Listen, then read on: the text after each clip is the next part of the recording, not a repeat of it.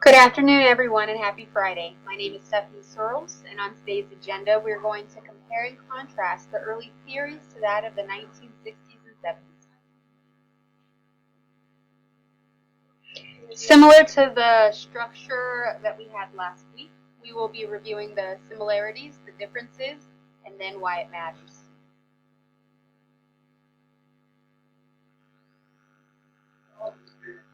Despite Katz and Kahn's argument against the older orthodoxies of Weber, Thomson, and Gulick, their theory continues the work of Waldo, Maslow, and even Appleby. Overall, the 1960s and 70s sought to bridge useful parts of classical as well as neoclassical recommendations in the perspective of modern organizational challenges. This had initially been suggested by Taylor, federalism, and I believe even the bureaucratic theories.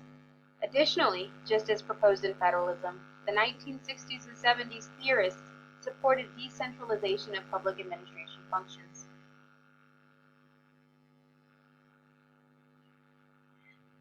In thinking about the differences, early theorists viewed public administration processes and organizations as closed systems. This led to a disregard to different organizational environments, as well as the nature of organizational dependency on the environment. This notion was criticized by Katz and Kahn, who stressed that organizations are open systems and that these open systems are essentially learning systems.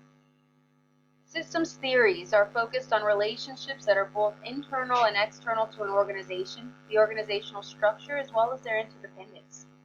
The general attributes of open systems are based on the fact that they are not bound to one approach, rather, to attaining an objective. Sorry, my email went off. I need to turn that down. Essentially what they're indicating is that there's no one best way, but many ways. Morton Grodzins also came up with a different view of federalism and emphasized on informal arrangements as opposed to formal arrangements. And just as something to remember, this was proposed in classical theories. Grodzin was able to look beyond the formal ideology of separate government levels to informal arrangements where all government levels are concurrently involved in the governmental process.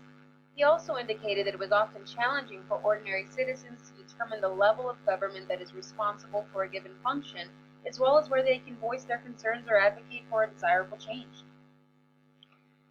The last thing I was able to identify is that Katz and Kahn deferred with classical emphasis on bureaucracy and rigidity by proposing flexible systems. External environments influence both the organization in general as well as the people working within that organization, while organizations must be flexible in order to change in an external environment.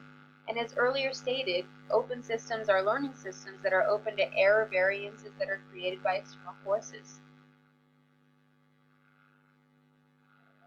Does it matter? It does matter. Understanding the similarities and differences between early theories and contemporary theories matters since it helps us in gaining useful insights on how useful recommendations and early theoretical frameworks can be integrated into modern public administration. For instance, by rethinking Taylor's one best way ideology and learning about Katz and Kahn's many ways proposition, public administration professionals can be able to utilize effective approaches to addressing contemporary public administration challenges. Thank you. Thanks for listening and have a blessed day.